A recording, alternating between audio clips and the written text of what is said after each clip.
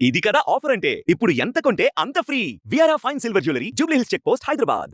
మన ఇండియాలో after independence తీసుకుంటే ఐ థింక్ మెజారిటీ గెలిచింది మోస్ట్లీ 10 మెంబర్సే ఉన్నారు. ఇండియాలో I think it is number 13 or number 14. ఈ ట్యాక్స్ అనేవి did you ever feel burden? అంటే ఈ ట్యాక్స్ లేకపోతే నాకు ఈ అవకాశం రాదు కదా.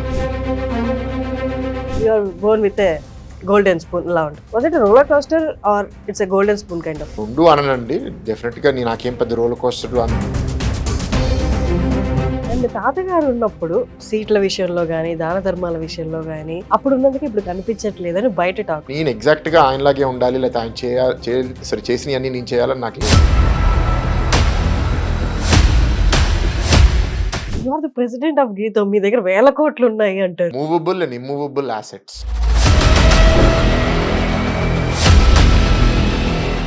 గీతం యూనివర్సిటీలో గత ప్రభుత్వము ఎదుర్కొన్న కొన్ని సమస్యలు ఉన్నాయి, గోడ కూల్చివేతలు కానీ.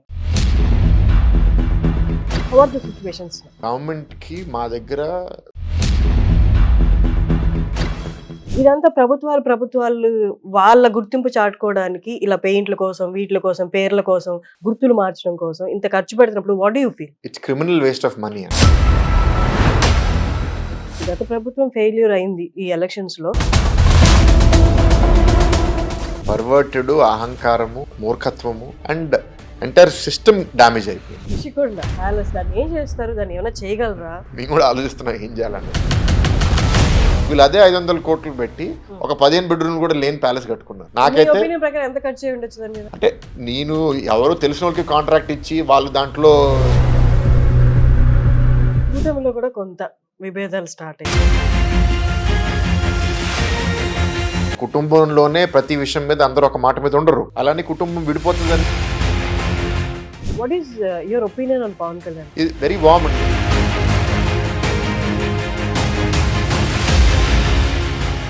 నమస్తే అండి. One of the best cities in India. ఒకవైపు సముద్రం, ఇంకోవైపు కొండలు. ఏదైనా సిటీలో కొండలు ఉంటాయి, లేకపోతే సముద్రం ఉంటుంది. రెండు కలిపి ఒకటే చోట ఉన్న ప్లేస్ వైజాగ్.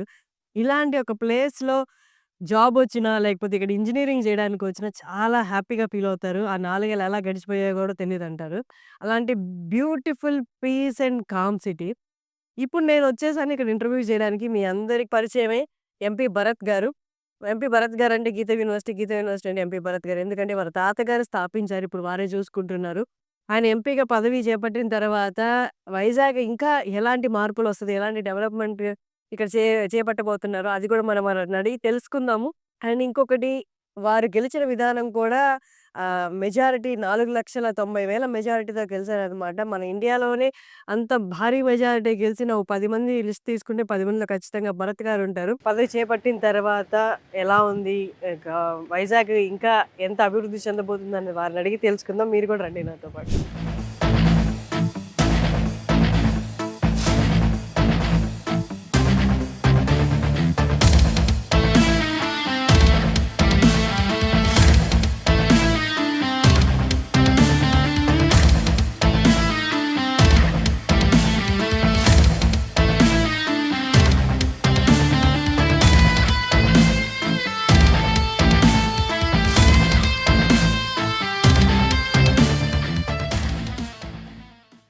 నమస్తే views, as a said in my introduction, ఇప్పుడు భరత్ గారు నాతోనే ఉన్నారు, నా ఎదురుగానే ఉన్నారు. మన ఎంపీ, ఆ రోజు విశాఖపట్నం ఎంపీ భరత్ గారు మనతో ఉన్నారు. నమస్తే సార్. నమస్కారం అశ్విని గారు. Sir, politicians giving time to youngsters, అంటే మీడియాలో ఎవరైతే యంగ్స్టర్స్ ఉన్నారో, అంటే నా పొజిషన్లో ఉన్న వాళ్ళు, చాలా అరుదుగా ఉంటుంది, చాలా తక్కువగా ఇస్తారు. మేబీ ఐ డోంట్ నో, అంటే వీళ్ళకి ఏమి అవగాహన ఉండదనో, లేకపోతే అంత ఎక్స్పీరియన్స్ లేదనో. పాలిటిక్స్ అండ్ ఎక్స్పీరియన్స్ వర్డ్స్ రెండు దే గో ఇన్ ప్యారల్ అనమాట. అందుకని తక్కువగా ఇస్తూ ఉంటారు. But you are the one, I have seen your interviews before also. మీరు సీనియర్ జూనియర్ అని ఏం లేదు, you're talking to everyone, you're giving interviews to everyone. First of all I want to thank you on that. Because ఎందుకంటే ఇప్పుడు దాకా youngsters వాళ్ళ views ఏంటి, what they expecting from people representatives like you అన్నది చాలా అరుదుగా చెప్పారు. So I try my best to ask questions from my category. కష్టమైన క్వశ్చన్స్ ముందు అడగని క్వశ్చన్స్ అడగండి, ఓకే? నాకు ఎక్సైటింగ్ గా ఉంటుంది. షూర్. ఫస్ట్ మీ విజయం దగ్గర నుంచి స్టార్ట్ చేద్దాం. లాస్ట్ టైం 3,000 votes తో మీరు విజయాన్ని కోల్పోయారు, అరౌండ్ 4,000. ఈసారి ఇట్స్ అ బూమ్. 4,90,000 మన ఇండియాలో ఆఫ్టర్ ఇండిపెండెన్స్ తీసుకుంటే ఐ థింక్ ఇలాంటి మెజారిటీతో గెలిచింది మోస్ట్లీ 10 మెంబర్సే ఉన్నారు. హిస్టరీ కాదండి. 4 lakh మొన్న ఏదో ఆర్టికల్ న్యూస్ చదివాను. ఐ గాట్ 5,04,000 అండి. ఇండియాలో I think it is number 13 or number 14 ఈ Okay. ఎలక్షన్స్ లో. హిస్టరీ వదిలేసేయండి. ఈ ఎలక్షన్స్ లో I'm number 13 or 14 in the country. ఇన్ని లాక్స్ లో 5 lakhs ప్లస్ రావడంలో అవును, దట్స్ అమేజింగ్. ఉన్నాయి కొన్ని మిగతా సీట్లు కూడా ఉన్నాయి. Ah. తెలుగు రాష్ట్రాల్లో ఆంధ్రలో ఐఎమ్ ద హైయెస్ట్, ఆంధ్ర తెలంగాణలో I'm number 2. Okay, that's amazing. అంటే ఇప్పుడు విజయం అని చెప్పుకోవడం ఒకటి, ఇండియాలోనే నెంబర్ వైజ్ విజయం అని చెప్పుకోవడం ఒకటి. Hmm. అంటే విజయం ఓకే, ఇలాంటి విజయం రావడం వాజ్ దట్ అంటే మీరు ఐ డోంట్ ఎక్స్పెక్ట్ ఇట్ అండి. నేను చాలా దగ్గర నా మినిమం 1,500,000తో గెలుస్తానని చెప్పాను. మనసులో 2.5 దాటుతుందేమో అని అనిపించింది, కానీ 5 అని నేను ఊహించలేదు.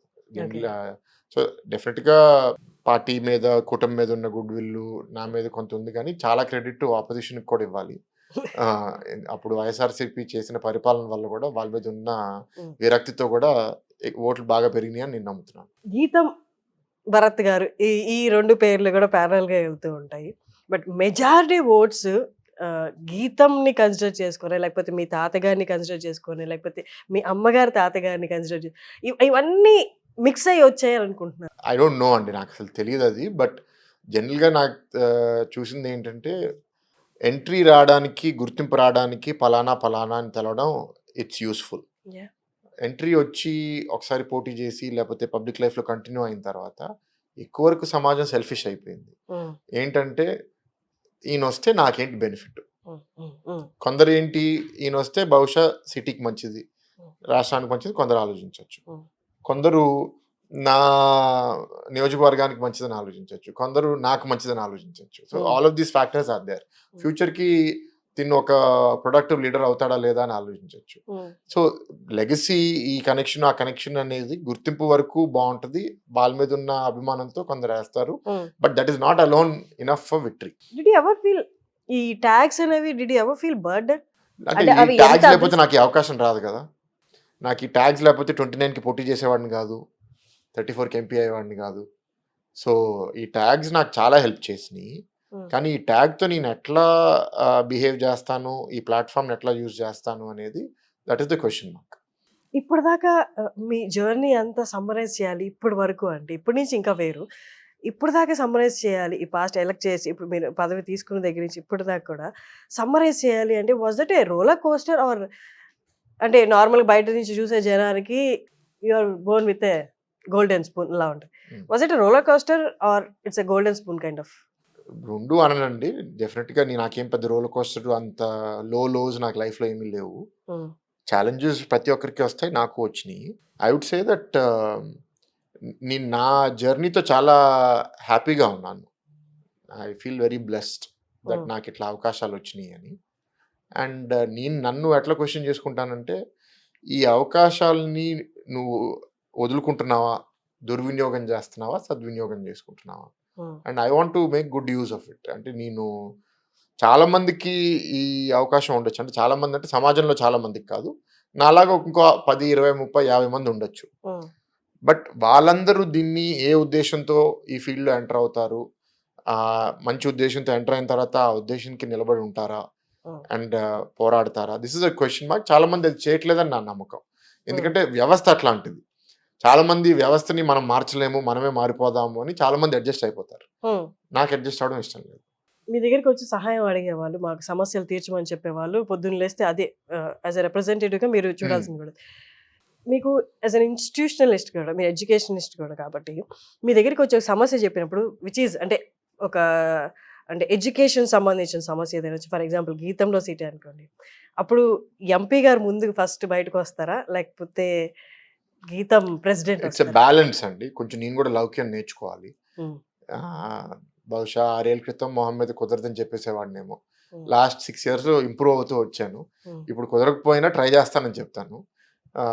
బట్ బై అండ్ లార్జ్ ఏంటంటే, నేను 19 ఎలక్షన్స్ ముందు, ఈసారి 24 ఎలక్షన్స్ ముందు కూడా నమ్మింది ఏంటంటే, కుదిరినంత వరకు నా నిజాయితీ, నా ఆలోచన ప్రజలకి తెలవాలి, అది నచ్చితేనే వాళ్ళు ఓటేయాలి. గెలవడానికి ఏదో అబద్ధం చెప్పి గెలిచిన తర్వాత మళ్ళీ దాన్ని కవరప్ చేసుకోవడానికి ఇంకో ఆట ఆడడం నాకు ఇష్టం లేదు. ఈసారి కూడా నేను ఎలక్షన్స్ అప్పుడు చాలా దగ్గర ప్రెషర్ వస్తుంది, హ్మ్. చెప్పేసే పర్వాలేదు మర్చిపోతారు, హ్మ్. చెప్పపోతే బాధపడతారు అన్నప్పుడు కూడా నేను చెప్పలేదు. హ్మ్. నేను చేయగలిగిందే చెప్తాను, చెప్పకపోతే సైలెంట్గా ఉంటాను, ట్రై చేస్తానంటాను, but I will not commit. So అలాగే ఎలక్షన్ ముందు కూడా ఉన్నాను కాబట్టి ఇప్పుడు దానికి కొంత ఎక్స్టెన్షన్ అంతే. హ్మ్. పవర్లోకి వచ్చిన తర్వాత ఎక్కువ మంది కలుస్తారు, ఎక్కువ మంది ఇబ్బందులు నీ దగ్గరికి వస్తాయి. హ్మ్. వచ్చినప్పుడు నువ్వు ఎట్లా డీల్ చేయాలి? ఇప్పుడు you have to listen to everybody. Yeah. వాళ్ళ బాధలు అర్థం చేసుకోవాలి. హ్మ్. అర్థం చేసుకున్నంత మాత్రం మనం అది అన్ని పరిష్కరించగలుగుతామంటే నో వీ కెనాట్, అన్ని వీ కెనాట్ డూ. సో ఒక్కొక్కరికి ఒక్కొక్క కోరిక ఉంటుంది. Hmm. So what we can do will do, what we cannot do will be మంచిగా చెప్తాం, Hmm. ఇది ఉన్న ఇబ్బందులు ట్రై చేస్తాను కానీ కుదరకపోవచ్చు అని. Hmm. 99% ఆఫ్ ద పీపుల్ అర్థం చేసుకుంటారు, Hmm. 1-2% ఒప్పుకోరు. వాళ్ళు ఏంటంటే కొన్నిసార్లు వాళ్ళ అర్హులు కాని విషయాలు కూడా నాకు కావాలని కొందరు Hmm. Hmm. ఉంటది. Hmm. That you have to deal with it carefully. కేటగిరీలు ఉంటాయి సమస్యల్లో కూడా మీరు అన్నట్టు. వాళ్ళకి అది ఇంపార్టెంట్ లేదా అదే వాళ్ళ జీవితంలో పెద్ద సమస్య అయి ఉండొచ్చు. బట్ మీ పొజిషన్‌లో నుంచి చూసినప్పుడు వాళ్ళకన్నా అర్హులు ఇంకొకళ్ళు ఉండుంటారు. అలాంటప్పుడు మీరు ఎట్లా కేటగరైజ్ అది చేస్తారు? చేయలేము అసలు. ఆ సమాజంలో ఆ న్యాయము ధర్మము అనేది చాలా కష్టం. ఇప్పుడు పబ్లిక్ రిప్రజెంటేటివ్గా ఈయనకి చేస్తే ఎవరికి అన్యాయం అవుతుంది అని నేను ఆలోచిస్తూ పోస్తే ఎవరికి పని చేయలేను నేను. నా దగ్గరికి వచ్చిన వాళ్ళకి నేను హెల్ప్ చేయగలగాలి అనే ఆలోచనతో పని చేయాలి first. So but within that ఏంటంటే కొన్ని ఇన్స్టిట్యూషన్స్ ఉంటాయి. ఇప్పుడు ఒకరికి ఉద్యోగం ఇవ్వడం వల్ల ఇంకొకరికి ఉద్యోగం పోతుంది అనే ఆలోచన రావడం కష్టం. కానీ ఒక యూనివర్సిటీకి ఒక వైస్ ఛాన్సలర్గా రికమెండ్ చేయండి, లేకపోతే ఈ పదవికి రికమెండ్ చేయండి అంటే అది నేను అంత తొందరగా చేయను. Individual benefit is different. నాకు ఒక ఆర్గనైజేషన్లో లేకపోతే ఒక రెస్పాన్సిబిలిటీ ఇవ్వండి, అది ఇంతమందిని ఇన్వాల్వ్ చేసే రెస్పాన్సిబిలిటీ అంటే అది నేను అంత తొందరపాటులో ఎవరికి కమిట్ అవ్వను. మీ తాతగారు మూర్తి గారు ఆయన నడిచొస్తుంటేనే చాలా మంది, నేను మీ ఇంటర్వ్యూ చేసే ముందు అడిగాను, ఆయన నడిచొస్తుంటే ఒక మల్లెపువ్వు నడిచొస్తున్నట్లు ఉండేదంట. అంటే వారి తేజస్సు కానీ ఆయన చేసిన వర్క్ కానీ అలా ఉండేది. అదేం మాకు రాలేదు. అంటే అంటే డూ యూ ఫీల్ దట్ ఆయన పాదాల్లో ఎగ్జాక్ట్గా నడవాలి, అదే చెయ్యాలి అని ఎప్పుడైనా ఉంటుందా? ఒకవేళ నడవలేకపోతే అంటే ఇప్పుడు మీరు ఆయన ఫోటో ఉందా వెనకాల? అందుకే అట్లా చూస్తే ఆయన he is very well groomed and disciplined అండి. ఎప్పుడు చాలా నీట్ గా టిప్ టాప్ గా ఉంటారు, మంచి బట్టలు, మడతలు లేని బట్టలు వేసుకుంటారు. దాని తర్వాత అసలు గడ్డం ఉండదు, హెయిర్ కూడా చాలా కరెక్ట్ గా ఉంటుంది. పొద్దున్న 5 గంటలకు లెగుస్తారు. ఎంటైర్ లైఫ్ ఒక డిసిప్లిన్, ఒక హార్డ్ వర్క్ తో బతికారు. నేను I'm almost opposite of that. నేను 5 గంటలు లెగవను, ఐఎమ్ లేట్ రైజర్. నా గడ్డం చూడండి ఎట్లా ఉందో. So I don't groom my self that well. So ఒక విధంగా చాలా చాలా మందికి డిఫరెంట్ గా అనిపిస్తాను. ఒక విధంగా ఏంటంటే కామన్ మ్యాన్ లాగా ఉన్నాడు తిను, ఈజ్ నాట్ డిఫరెంట్ అనే ఫీలింగ్ కూడా కొందరికి వస్తుంది. అండ్ తాతగారు ఉన్నప్పుడు సీట్ల విషయంలో కానీ దాన ధర్మాల విషయంలో కానీ అప్పుడు ఉన్నందుకే ఇప్పుడు కనిపించట్లేదని బయట talk. I don't know how far this is true because I'm not from Vizag. How far do you agree with that? అంటే ఇందాక మీరు అడిగిన దానికి ఈ ప్రశ్నకు కూడా నేను ఎగ్జాక్ట్ గా ఆయనలాగే ఉండాలి, లేకపోతే ఆయన చేసినవి అన్ని నేను చేయాలని నాకు లేదు. బ్రాడ్ గా ఆయన దేనికోసం నిలబడ్డారు, దాంట్లో నేను ఏదైతే ఇన్స్పైర్ అయ్యానో అది నేను కంటిన్యూ చేయాలనుకుంటాను. ఆయన చేసిన మంచి ముందుకు తీసుకెళ్ళాలనుకుంటాను. నా వల్ల ఆయన చెడ్డ పేరు రావాలని అనుకోను. కానీ ఆయన చేసి చేయాలనే నాకు ప్రెజర్ అయితే లేదు, నేను ఆ ప్రెజర్ తీసుకోను కూడా. చాలా మంది వచ్చి మీ తాత ఇట్లా చేసేవాళ్ళు, మీ తాత ఇట్లా చేసేవారు అంటే నేనైతే చేయనండి చెప్పేస్తాను. ఒకసారి అడిగితే నేను పొలైట్ గా ఉంటాను, అదే విషయం రెండోసారి వచ్చి అడిగితే చెప్పేస్తాను. నేను చేయను, నాకు అట్లా ఖర్చు పెట్టాలని లేదు, డబ్బుతో రాజకీయం చేయదలుచుకోవట్లేదు. ఇంకోటి ఆయన రాజకీయం కాకుండా సహాయం చెప్తున్నా, ఇంకో నెక్స్ట్ పాయింట్ నన్ను చెప్పనివ్వట్లేదు. ఆయన 20,000 వ్యాపారం చేసి డబ్బులు సంపాదించి ఇచ్చే స్థాయికి వచ్చిన తర్వాత రాజకీయాల లోపలికి వచ్చారు. నేను ఆ స్థాయికి రాలేదు. ఆయన ఎప్పుడు ఎంటర్ అయ్యారు? He entered the politics contested first time 89. ఆయన పుట్టింది 38, అంటే 51 ఆయన పోటీ చేసినప్పుడు. నేను పోటీ చేసినప్పుడు 29. సో నాకు అసలు అంత రన్వే అక్కడ ఉంది, డబ్బులు సంపాదించుకుని ఇంత చేయడానికి నాకు లేదు. నేను ఎంతో కొంత సంపాదిస్తే అది నా ఎలక్షన్స్కి ఖర్చు పెట్టడానికి నాకు సరిపోతుంది, కానీ నా ఆఫీస్ నడుపుకోవడానికి ఇలా దాన ధర్మాలు చేసే అంత డబ్బులు నాకు లేవు. But you are the president of Gitam, మీ దగ్గర వేల కోట్లు ఉన్నాయి అంటారు. ఇప్పుడు there is movable and immovable assets. ఇప్పుడు యూనివర్సిటీకి ల్యాండ్ ఉంటుంది, బిల్డింగ్స్ ఉంటాయి, అది మన యాజ్ అ ప్రెసిడెంట్ నేను దాన్ని నడుపుతూ ఉంటాను. That does not mean that నేను ఎప్పుడు కంటే అప్పుడు ల్యాండ్ అమ్మేయడము, లేకపోతే యూనివర్సిటీ ఎవరికి అద్దెచ్చి దాని నుంచి అద్దె తీసుకోవడం, ఇవన్నీ ఉండవు కదా. It's a singular organization. మాకు ఫీజు నుంచి వచ్చే డబ్బుల్లో we reinvest that plus loan. Into growth. ఇప్పుడు లాస్ట్ 6 ఇయర్స్‌లో మీరు మా స్టూడెంట్స్, మా అలుమ్నాయే చాలా మందిని అడగండి. ఎందుకంటే నేను ఇలా ఇంటర్వ్యూలో చెప్తే వీడేదో మాట్లాడుతున్నాడు అనుకోవచ్చు కదా! ఎంత డబ్బులు గీతము దాని గ్రోత్‌లో ఇన్వెస్ట్ చేసింది, ఆ మార్పులు మీరు క్యాంపస్‌కెళ్తే మీకు కనపడుతుందా? కనపడట్లేదా? కరెంట్ స్టూడెంట్స్, అలుమ్నాయిని అడగండి. So then you will understand how GITAM is running as an organization. ఇప్పుడు చాలామంది ఏంటంటే దాన్ని ఒక వ్యాపారంలాగా నడిపి దాని నుంచి వచ్చే డబ్బులు వాళ్ళ ఆస్తులు కొనుక్కోవడం, కార్లు కొనుక్కోవడం, జ్యువెలరీ కొనుక్కోవడం. That is one kind of lifestyle. Not with me. మీకు గీతం నుండి వస్తున్న శాలరీ? సాలరీ రాదండి. నాకు ఫ్రింజ్ బెనిఫిట్స్ చాలా ఉంటాయి. ఓకే. ఫ్రింజ్ బెనిఫిట్స్ అంటే నా స్టాఫ్ సాలరీసు, అక్కడ నేను ఏదన్నా వెహికల్ వాడితే ఆ వెహికల్ డీజిల్ ఇట్లాంటివి. బట్ నాకు జీతం రాదు. నా ట్రావెల్ కూడా నేను మా నాన్నే కడతాడు నా కోసం, my flight tickets. Okay. And ఇప్పుడు ఎంపీ అయ్యాను కాబట్టి ఇప్పుడు salary parliament is paying. As an MP నాకు ఫ్లైట్స్ వస్తాయి. So that parliament is paying for my tickets. So I don't take a salary from గీతం. నాకు అరుణాచలం సినిమాలో అంటారు చూడండి, 30 రోజుల తర్వాత నీ పేరు మీద పెన్ను కూడా ఉండకూడదని. సో చెప్పడానికి బాగుంది కానీ నమ్మడానికి కొంచెం కష్టంగా ఉంది. గీతంలో ఇంకెవరినో అడగండి, మా ఫైనాన్స్ వాళ్ళని అడగండి. చెప్పారు ఇంత పెద్ద సంస్థకి ప్రెసిడెంట్ గా ఉండడం వల్ల నాకు చాలా పవర్ ఉంటుంది. పవర్ ఎట్లా అంటే హాస్పిటల్లో ఎవరో ట్రీట్మెంట్ తీసుకుంటున్నారు, వాళ్ళ మనకి కావాల్సిన వాళ్ళు ఏదైనా హెల్ప్ చేయాలంటే డిస్కౌంట్ ఇప్పించగలుగుతాను. ఎవరన్నా ఇప్పుడు బాగా అర్హులు, వాళ్ళకి ఆ రోజు టెస్ట్ మంచిగా రాయిపోవడం వల్ల ర్యాంక్ రాలేదు, కానీ స్కాలర్షిప్ ఏదైనా ఇస్తే బాగుంటుంది, వాళ్ళకి ఇప్పించగలుగుతాను. So that kind of power I wield. But that is not for personal gain. Personal gain కాదు, బట్ మీరు చాలా స్ట్రైట్ ఫార్వర్డ్ గా ఉన్నారు సహాయం చేసే విషయంలో, చేయని విషయంలో. సో అక్కడ కూడా యువర్ సేవింగ్ సంథింగ్, అదే మనీ ఫార్మాట్ లో ఇంకేదో ఫార్మాట్ లో యువర్ సేవింగ్. ఎక్కడైతే వేస్ట్ వెళ్తుంది అనుకుంటున్నారో, వేస్ట్ అని చెప్పలేం కానీ కొంత అయితే మీరు అక్కడ సేవ్ చేస్తున్నారు. అండ్ ఇమూవబుల్ అసెట్స్ అనేవి అసలు లేదు. మీరు నేను చెప్పిన నెంబర్స్ కాకపోయినా అసలు లేదు. I'm not taking salary, immovable assets. జీతం నుంచి పర్సనలీ ఐఎమ్ వెల్దీ కదా, నేనేం పేదోడిని కాదు కదా, నేనేమి రోడ్డు మీద పుట్టలేదు. మా తాత చాలా వేల కోట్లు సంపాదించి దాంట్లో ఫ్యామిలీ మెంబర్స్ అందరికి ఇచ్చారు కదా, దాంతో నేను కొంత ఇన్వెస్ట్ చేసుకుని నేను వ్యాపారం చేసుకుంటూ ఉంటాను. ఆ డబ్బులతోనే కదా నేను ఎలక్షన్స్ పోటీ చేసేది. సో నేను ఎలా కరెక్ట్ చేయొచ్చు? వేల కోట్ల వేల అనేది లేవు ఇప్పుడు, అన్ని వందలకు వచ్చేసి. So I correct myself, 100 కోట్ల. I have declared in my election affidavit also కదా. I think it's somewhere around 200 something crores. Okay. GITAM యూనివర్సిటీలో గత ప్రభుత్వము ఎదుర్కొని కొన్ని సమస్యలు ఉన్నాయి, ఆ గోడ కూల్చివేతలు కానీ. How are the situations now? So మేము గవర్నమెంట్కి మా దగ్గర విదౌట్ ఇప్పుడు విల్ఫుల్గా ఎంక్రోచ్ చేసి ఇంకొకరికి ఇబ్బంది పెట్టే ఇంటెన్షన్ లేదు. మాకు ఎప్పుడో 40 ఏళ్ళ క్రితం ల్యాండ్ ఇచ్చారు. బౌండరీలో మీరు మెజర్ చేస్తే ఒక 6-7 ఎకరాలు మీ బౌండరీలో ఉందని జాయింట్ సర్వేలో తేలింది. మేము యూనివర్సిటీ నడుపుతున్నాము, ఇది కూడా యూనివర్సిటీ కోసమే వాడుతున్నాము, ఇక్కడ ఏం మేము రియల్ ఎస్టేట్ చేయట్లేదు, వి రిక్వెస్ట్ యూ టు ఏలినేట్ అని ఎప్పుడో ఒక 16 ఏళ్ళ క్రితం అడిగాం. అండ్ మల్టిపుల్ గవర్నమెంట్స్ వచ్చినాయి వెళ్ళినాయి, కానీ మాకు రాలేదు. ఇవాళ మా ఉద్దేశం ఏంటంటే ఇవాళ ఈ గవర్నమెంట్లో అన్నా అది మాకు ఎలినేట్ చేస్తారని కోరుకుంటున్నాను. నేను కోరుకుంటున్నారా? అవుతుందని నమ్ముతున్నారా? ఎట్లా చెప్తాను నేను నమ్ముతుందని? I'm not the decision maker కదా. అంటే I'm we're in 2 boats. As a MP I'm part of a political party. ఆ బాధ్యత నేను చేయాలి. కానీ ఇప్పుడు నేను మాట్లాడేటప్పుడు as a president of GITAM మాట్లాడుతున్నప్పుడు the relationship between government and organization is different కదా. Organization can only request, government has to assess. ఇప్పుడు నా పాయింట్ ఏంటంటే మంచి విద్యా సంస్థలు ఇప్పుడు అమరావతిలో గత ప్రభుత్వము, దాని ముందు కూటమి ప్రభుత్వం కూడా ఇన్వైట్ చేసి ల్యాండ్లు ఇచ్చారు.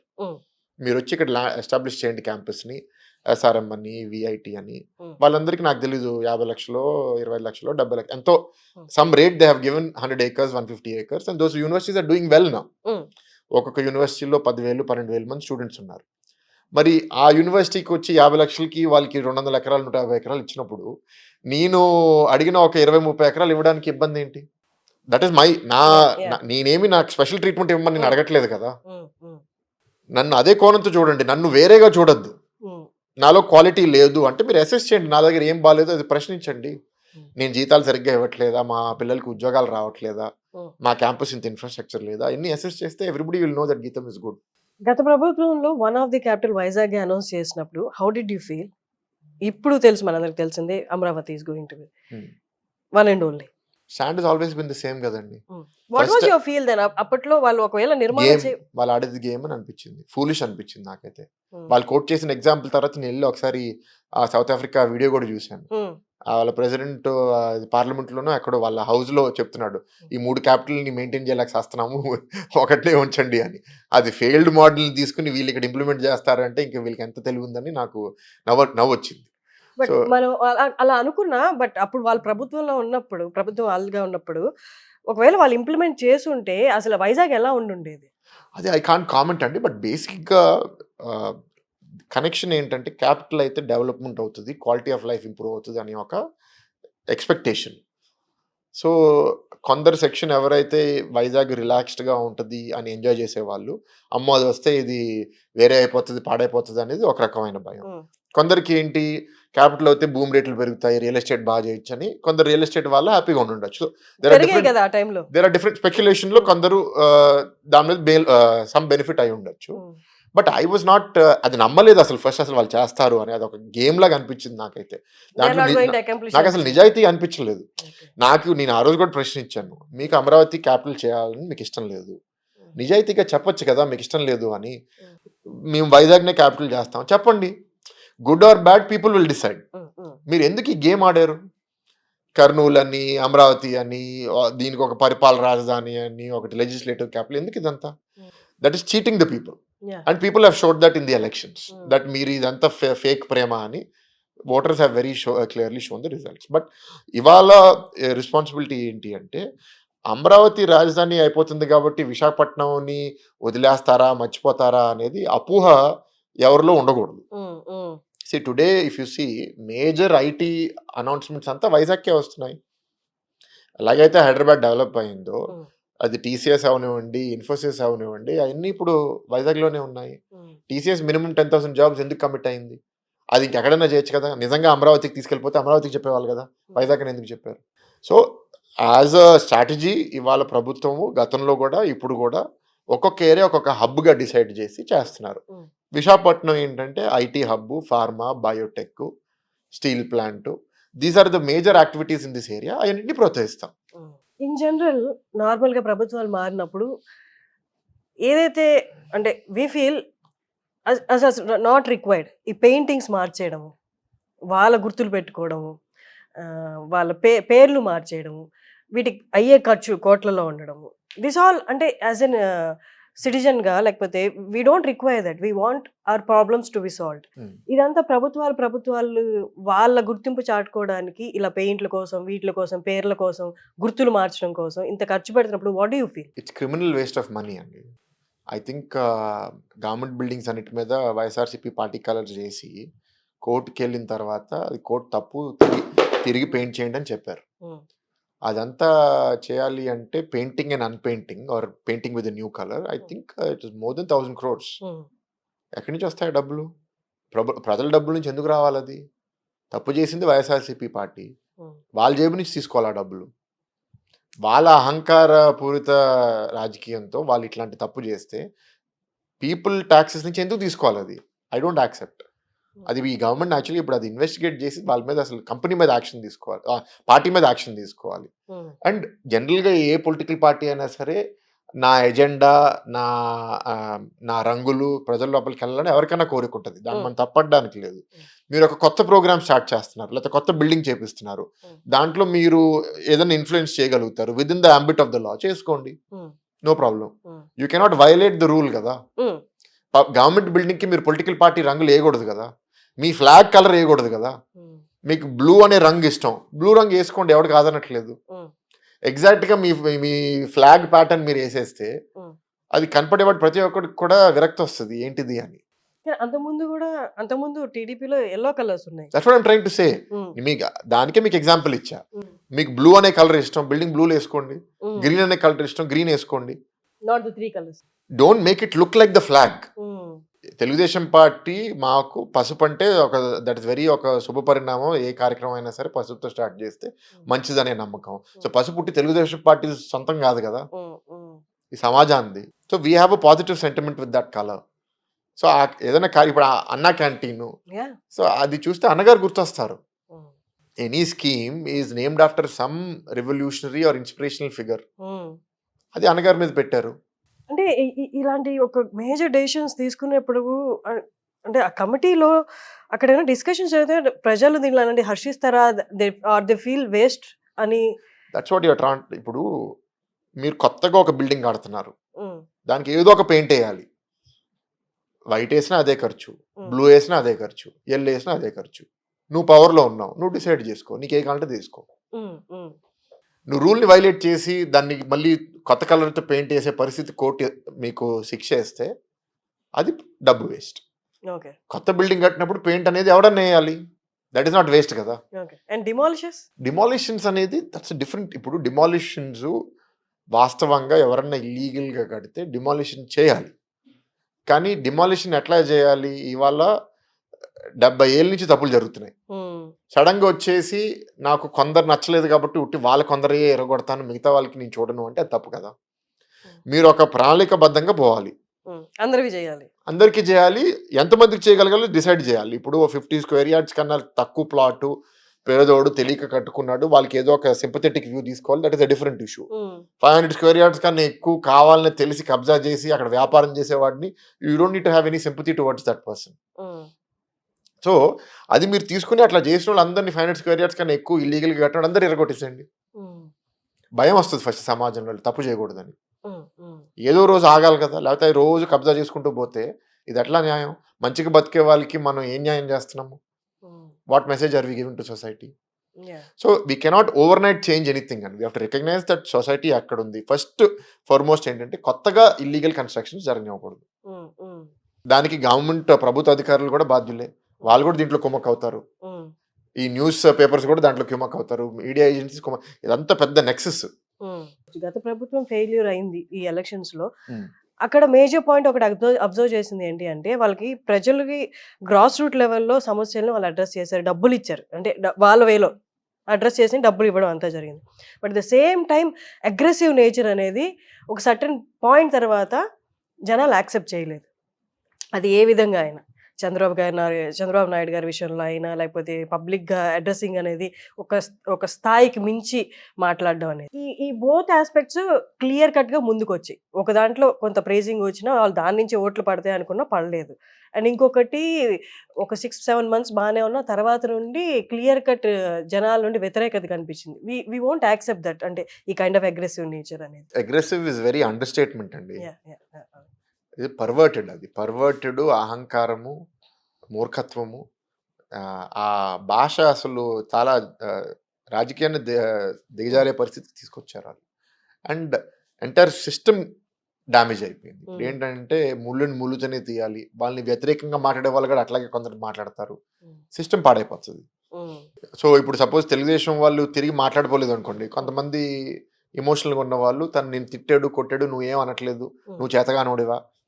ఇప్పుడు నా గురించి కొందరు అట్లా అనుకుంటారు. నా పాయింట్ ఏంటంటే నేను కూడా ఏదోలాగే బిహేవ్ చేస్తే నాకు వాళ్ళకి తేడా ఏంటి? అట్లాంటి వాళ్ళు మళ్ళీ రాకుండా గెలవనివ్వకుండా చేసే బాధ్యత మీరు. నేను తప్పు చేస్తున్నాను, నన్ను మీరు పాయింట్ చేయండి, నేను కరెక్ట్ చేసుకుంటా. బట్ అట్లాంటి దౌర్భాగ్య పరిస్థితి మళ్ళీ రాష్ట్రానికి రానివ్వకుండా చూడండి అని జనాల్ని మేమే కదా కోరాల్సింది. How do you see Posani గారి అరెస్ట్? నాట్ జస్ట్ హిమ్ కదండి, I think overall anybody who has been arrested in the last 8 months, somewhere or the other they have gone too far and law will catch up with everybody. ఇప్పుడు ఏంటంటే గతంలో వీళ్ళ అభిప్రాయం ఏమని ఉంటుందంటే చంద్రబాబు గారు తప్పులు చేసినా క్షమించేస్తారు, పర్వాలేదు, సో మనం ఏం చేసినా పర్వాలేదు, ఇల్లీగల్గా చేసినా పర్వాలేదు, ఇది చేసినా పర్వాలేదు అని కొందరు భావించి ఉండొచ్చు. Today the government is different.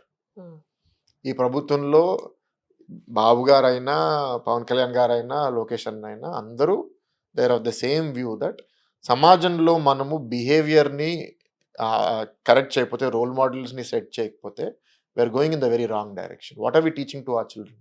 ఒకరిని పార్టీ ఆఫీస్ని అటాక్ చేసినా సరే నో ప్రాబ్లం, ఒకరిని కొట్టేసినా, వెళ్ళి కార్ విండో కొట్టేసినా నో ప్రాబ్లం, చిల్డ్రన్ మీద రేప్ థ్రెట్స్ చేసినా సరే నో ప్రాబ్లం. ఇవన్నీ టాలరేట్ చేసుకుంటూ పోతే what happens to society? Are there any strict nose ఈ గవర్నమెంట్ లో ఏదైనా స్ట్రిక్ట్ నోస్ ఖచ్చితంగా ఇది ఇది ఎవరు చేసినా నోనే అంతే నాట్ టాలరేటింగ్ దట్ అన్నది ఐ అదేమన్నా థింక్ ఇట్స్ ఉన్నాయి better for the government to speak on that అండి. బట్ జనరల్లీ నేను నోటీస్ చేసింది ఏంటంటే ఏది మంచి ఏది చెడు అనేది అబ్సల్యూట్గా ఏమీ లేదు. ఉమ్, చట్టాల్లో కొన్ని ఉన్నాయి, సమాజం యాక్సెప్టెన్స్లో కొన్ని ఇంకా ఏదో ఉన్నాయి. నేను కూడా ఇంకొకరితో ఆర్గ్యూ చేసేవాడిని, ఉమ్, తను కొంత వైఎస్ఆర్సీపీ సానుభూతి పరుడు. ఉమ్, సో మీ నేను ఏదన్నా ఇది బాగాలేదు ఇది తప్పు ఉందని చెప్తే ఉమ్, మీ గవర్నమెంట్లో కూడా ఇది ఇట్లా జరిగింది అని నాకు చెప్పేవాడు. ఉమ్, అది ఎక్స్ అంటే ఇప్పుడు జరిగేది 100x అని నేను చెప్పేవాడిని.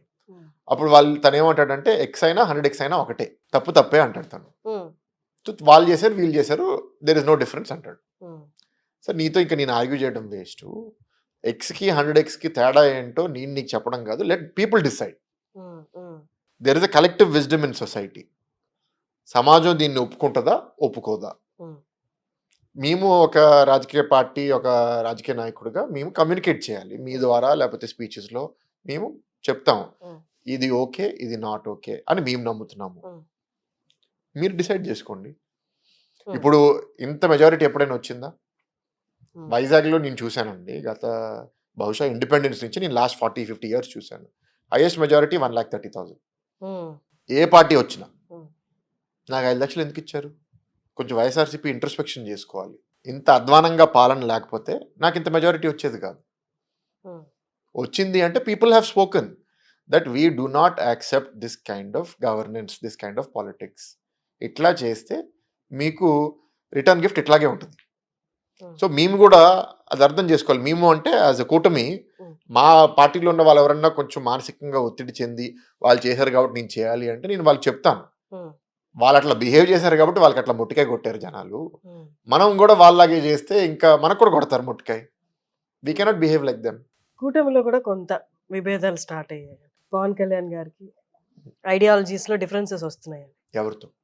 చంద్రబాబు నాయుడు గారితో. వాళ్ళు వచ్చి వేదికలో వాళ్ళే మాట్లాడారు కదండి. వాళ్ళిద్దరు వచ్చి అన్ని బాగున్నాయి మేము 15 ఏళ్ళు కలిసి ఉంటాం అన్న తర్వాత కూడా where is all this coming from? అంటే direct statements imply the truth అనేది కొంచెం జనాల్లో ఉన్న కన్ఫ్యూజన్. వాళ్ళు కూడా అన్నారు కదండి, అండర్లైన్ గా ఇప్పుడు అన్నదమ్ముల మధ్యలోనే చాలా ఉండుంటాయి లోపల. అది ఏ స్థాయిలో ఉన్నది జనాల both confusion. Leaders have said that కదండి. వాళ్ళు ఏమి చాలా యూటోపియన్ గా ఇంప్రాక్టికల్ గా చెప్పలేదు కదా. వాళ్ళు అన్నారు ఒక కుటుంబంలోనే ప్రతి విషయం మీద అందరూ ఒక మాట మీద ఉండరు, అలానే కుటుంబం విడిపోతుందని అంత ఈజీగా ఎవడు రావడానికి లేదు కదా. ఇప్పుడు ఏంటంటే ఇది ఎక్కువ వైఎస్ఆర్సీపీ పార్టీలో ఉన్న వాళ్ళు కోరుతున్నది. వాళ్ళు రాత్రికి వెళ్ళి పడుకుని వీళ్ళు విడిపోతే బాగుండు అని వాళ్ళు రోజు అలా కోరుకుంటూ పడుకుంటున్నారు. సో వాళ్ళకి ఏంటి చిచ్చులు, వాళ్ళు కూడా ఫేక్ అకౌంట్లు క్రియేట్ చేసి మా పార్టీ పేరుతో వాళ్ళ పార్టీ పేరుతో వాళ్ళు గొడవలు తయారు చేసేసి ట్విట్టర్లో వార్ అయిపోతుంది. అదంతా ఒక mind game. See the leaders are responsible today. ఇప్పుడు ఏంటంటే నా స్వార్థమా నీ స్వార్థమా కాదు, సమాజం గురించి మనం ఆలోచించాలనే కదా ఈ పెద్దలందరూ కలిసి వచ్చి వాళ్ళు పనిచేసేది. Today we're in a very very precarious state అండి. State is in a very bad place. Rebuild చేయాలంటే డబుల్ ఇంజిన్ సర్కార్. ఇప్పుడు రాష్ట్రంలో కూటమే కాదు కేంద్రంలో కూడా మనము అక్కడ కూటమిలో ఉండడానికి కారణం కేంద్ర ప్రభుత్వం సహకారం లేకుండా మనం చాలా విషయాలు చేయలేము. So today the focus is only ఈ డ్యామేజ్ అంతా అండూ చేయాలి. పొలిటికల్గా ఎస్, పాలిటిక్స్ మర్చిపోకూడదు. వీళ్ళంతా మైండ్ గేమ్స్ ఆడతారు, దాన్ని మనం ఫేస్ చేయాలి. ఒకసారి రంగంలో దిగిన తర్వాత నేను ఇట్లాగే ఉంటాను నీతిగా ఉంటాను నేను చేయలేనంటే నాలాగా అందరూ ఉండలేరు కదా. నేనేంటి ఒక బిగ్గర్ అంబ్రెల్లాలో ఉన్నాను కాబట్టి, ఒక అర్బన్ ఏరియాలో ఉన్నాను కాబట్టి నేను కొంత ఇంకా విడ్రాన్గా ఉంటా పాలిటిక్స్ నుంచి. చాలా విషయాల్లో నేను ఇన్వాల్వ్ అవ్వను. బట్ అందరికీ నాలాగా అంత ఈజీగా ఉండదు. అర్బన్ కాన్స్టిట్యున్సీలో సెన్సిబిలిటీస్ ఆర్ డిఫరెంట్. ఇంత అర్బన్ కాన్స్టిట్యున్సీ ఎక్కడా లేదు 25 పార్లమెంట్లో. గత ప్రభుత్వం చెప్పింది ఏంటి అంటే కరోనా రావడం, ఆల్రెడీ ముందే అప్పులు ఉన్నాయని చెప్పడం, ఇవన్నీ రీజన్స్ గా చెప్పింది అప్పులు అవ్వడానికి స్టేట్. బట్ మీరు మీరు గవర్నమెంట్ ఫామ్ చేసుకున్న తర్వాత ఆల్రెడీ గత ప్రభుత్వం చాలా అప్పులు చేసి వెళ్ళిపోయింది. ఇప్పుడే అంటే ఇంకా ఈ పోను ఎప్పటికైనా ఈక్విలిబ్రియం అనేది వస్తుందా? అంటే అప్పులు అంటే మీరు దేశం చూసినా ఇతర రాష్ట్రాలు చూసినా అందరికీ అప్పులు పెరుగుతున్నాయి. వాస్తవంగా ఎవరికి అప్పులు తగ్గిపోయినాయి అని అనడానికి లేదు, కానీ మీరు దెర్ ఆర్ సమ్ మెజర్స్. మీరు ఒక 100 రూపాయలు అప్పు తీసుకుంటే 100 రూపాయల్లో క్యాపిటల్ ఇన్ఫ్రాస్ట్రక్చర్ అంటే రోడ్లు, బిల్డింగ్స్, ఎకనామిక్ యాక్టివిటీ, సంపద సృష్టించడానికి ఎంత ఖర్చు పెడుతున్నారు. దాని తర్వాత కొన్ని రెవెన్యూ షార్ట్ ఫాల్, ఇక్కడ డబ్బులు సరిపోతుంది అక్కడ డబ్బులు సరిపోవట్లేదు, అదొక కైండ్ ఆఫ్ జీతాలు ఇవ్వడానికి అప్పు తీసుకోవడం. Hmm. మూడోది వెల్ఫేర్ స్కీమ్స్. ఉమ్, నేను ఈ స్కీమ్ ఇద్దాం అనుకుంటున్నాను, దానికి నాకే డబ్బులు అప్పు తీసుకుని ఇస్తాను. Hmm. తెలుగుదేశం ప్రభుత్వం 14 కూటమి ప్రభుత్వం 14-19లో ఉన్నప్పుడు Hmm. నాకు తెలిసి I think around 60% or 50% of the money was used for capital infrastructure. ఇంకా ఎక్కువే. ఉమ్, లాస్ట్ 5 yearsలో not even 20% was used on capital infrastructure. అంటే సంపద సృష్టించడానికి వీళ్ళు ₹100 తీసుకుంటే ₹20 కూడా వాడలే సరిగ్గా. ఉమ్, ఉమ్. ఆ ₹80 వెళ్ళిన తర్వాత తిరిగి ఎట్లా వస్తుంది, మళ్ళీ సంపద రాదు. అంటే ఇప్పుడు గత ప్రభుత్వం అప్పులది కన్సిడర్ చేస్తే నేను నార్మల్ నేను అనేది ఏంటంటే 2 ఆస్పెక్ట్స్. ఫస్ట్ ఎంత అప్పు తీసుకున్నావు, ఆ అప్పుని సద్వినియోగం చేసావా లేదా. నేను ఒక వ్యాపారం కోసం నేను అప్పు తీసుకుంటాను, ఆ తీసుకున్న అప్పు వ్యాపారంలో పెట్టి వ్యాపారంలో ఆదాయం పెంచుకుని లాభాలు పెంచుకుంటే ఆ అప్పుని నేను తిరిగి కట్టుకోగలుగుతా. ఈ వచ్చింది కదా అప్పు అని నేను వెళ్ళి ప్యాకాట ఆడి లేకపోతే తాగేసి పడుకుంటే అది అప్పుని సద్వినియోగం చేసినట్ట కాదు కదా. వాళ్ళు చేసింది అది. మేము ఓడిపోయినప్పుడు సిచ్యువేషన్ అంటే ఇప్పుడు మనం నార్మల్ గా ఫంక్షన్ మేము పొలిటికల్ గా క్యాంపెయిన్ లో మేము ఒక నంబర్ చెప్పేవాళ్ళం అండి, 10 లక్షల కోట్లు 10 లక్షల కోట్లు. కొంతసేపు తర్వాత 11-12 లక్షల కోట్లు కూడా అన్నాం. బట్ యాక్చువల్ గా ఇప్పుడు వెరిఫై చేస్తే ఇంచుమించు 10 లక్షల కోట్లు ఆన్ పేపర్, వైట్ పేపర్ కూడా రిలీజ్ చేసింది గవర్నమెంట్, ఇప్పుడు ప్రస్తుత గవర్నమెంట్. మేము ఓడిపోయినప్పుడు అధికారంగా అనధికారంగా కలిపి 3.5 లక్షల కోట్లు ఇంచుమించు ఉంది. 47లో స్వతంత్రం వచ్చిన తర్వాత 56లో భాష పేరిట రాష్ట్రాలు తయారు చేసిన తర్వాత అది 56లో, దాంతో 2004లో విభజించిన తర్వాత మేము 5 ఏళ్ళు పరిపాలన ఉండి దాని తర్వాత 3.5 లక్షల కోట్ల దాపు దాకా వచ్చాం. అంటే ఆఫ్టర్ 75 years. సరే మేము 14లో 1.5 lakh crores ఉంటే మేము అది 2 చేసాం అనుకుందాం, ఇంకో 2. మీరు 3.5ని 10 చేశారంటే ఎంత చేశారు మీరు 5 ఏళ్ళు? 6.5 లక్షల కోట్లు చేశారు. అంటే సంవత్సరానికి 1,30,000 minimum. Where is the comparison? అదే అంటున్నాను కదా, ఇందాక కూడా మీకు చెప్పాను చూడండి, ఎక్స్ కి 100x కి తేడా అని చెప్పాను చూడండి. ఇప్పుడు రైట్ నో అంటే ఇమీడియట్ స్టెప్ ఏంటి? దీన్ని మనం పూర్తి చేయాలి, అయిపోయిన దాన్ని మళ్ళీ నార్మల్ స్టేట్ కి తీసుకురావాలి. ఫంక్షన్ ఫస్ట్ క్యాపిటల్ ఇన్ఫ్రాస్ట్రక్చర్ చేయాలండి. క్యాపిటల్ ఇన్ఫ్రాస్ట్రక్చర్ మళ్ళీ 2. కొన్నిటికి అప్పు తీసుకోవాల్సిన పరిస్థితి వస్తే అప్పు తీసుకోవాలి. కొన్నిటికి కేంద్ర ప్రభుత్వం గ్రాంట్ ఇచ్చినప్పుడు ఆ గ్రాంట్ వాడుకుంటాము. ఇప్పుడు అమరావతికి గ్రాంట్ ఇచ్చారు, పోలవరంకి గ్రాంట్ ఇచ్చారు, ఇప్పుడు స్టీల్ ప్లాంట్ రివైవల్ కోసం గ్రాంట్ ఇచ్చారు, ఇప్పుడు రైల్వే జోన్ కట్టడానికి ఒక టెండర్ పిలిచారు. అన్ని కేంద్ర ప్రభుత్వం నిధులతో వస్తాయి, అవన్నీ ఇక్కడ అభివృద్ధి కార్యక్రమాల కోసం వాడుకుంటాం. నెక్స్ట్ కొన్ని లోకల్గా మనం చేయాల్సి వస్తుంది, అది కేంద్ర స్కీమ్ ఉండకపోవచ్చు, దానికి మనం లోన్ అప్లై చేసే అవకాశం ఉంది, తెచ్చుకుంటాం. బట్ అల్టిమేట్గా ద ప్లాన్ షుడ్ బి ఈ 5 ఏళ్ళ లోపల లోను పెరిగే స్పీడ్ కన్నా ఆదాయం పెరగాలి. ఎప్పుడైతే ఆదాయం స్పీడు లోన్ కన్నా పెరుగుతుందో మన లోన్ని కట్టడం మన గుప్పట్లో వస్తుంది. ఒకవేళ లోన్ స్పీడు ఆదాయం కన్నా ఎక్కువ పెరిగిపోతే మనం అది ఎప్పటికీ కట్టలేము, అదొక నెగటివ్ ట్రాప్. మనం ఇప్పటికీ స్టిల్ మనం మాట్లాడుకుంటున్నాం బేసిక్ గ్రాస్ రూట్ లెవెల్ ప్రాబ్లమ్సే మాట్లాడుకుంటున్నాం స్టిల్. బట్ బయట ప్రపంచం చూస్తే అన్నీ పెరిగిపోతున్నాయి, టెక్నాలజీ పెరిగిపోతుంది, చాట్ జీపీటీ, ఏఐ అన్నీ వచ్చేసి మనం ఇంకా గ్రాస్ రూట్ లెవెల్ ప్రాబ్లమ్సే మాట్లాడుతున్నాం. అట్లీస్ట్ అంటే ఒక sector of people, educated people ఉన్నారు, అది కూడా పక్కన పెట్టేస్తే, వాళ్ళని ఎడ్యుకేట్ చేసి వాళ్ళకి ఇది టెక్నాలజీ వచ్చాను అది పక్కన పెట్టేస్తే, పీపుల్ రిప్రజెంటేటివ్స్ ఎవరైతే ఉన్నారో వాళ్ళకి కూడా చాలా మందికి ఏ అంటే ఏంటో తెలియదు, చాట్ జీపీటీ అంటే తెలియదు. వీళ్ళకి మొత్తం అంటే అవగాహన ఉన్న ప్రపంచంలో ఏ జరుగుతుంది, ఎలాంటి టెక్నాలజీ బయటకు వస్తుంది, ఎవరు దేంతో ముందుకు వెళ్తున్నారు అన్నది వీళ్ళకి అవగాహన కంపల్సరీ చేసే సిచ్యువేషన్స్ ఉంటాయా, వస్తాయా? అంటే there are different aspects to this అండి. ఒకటి, ప్రజాప్రతినిధులు చాలా మంది they are reflection of society. వాళ్ళేమీ మూన్ నుంచి రాలేదు.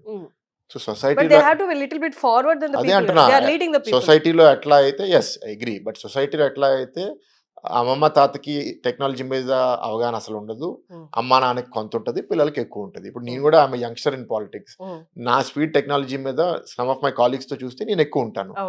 So that is one. మీరు అన్నట్టు ఎస్, ప్రజాప్రతినిధిగా నీకు బాధ్యత ఎక్కువ ఉంటుంది చేయడానికి. ప్రత్యేకంగా there is legislators and there is executive. Executive అంటే గవర్నమెంట్లో ఎవరు, మంత్రులు, వాళ్ళ పేషీలు.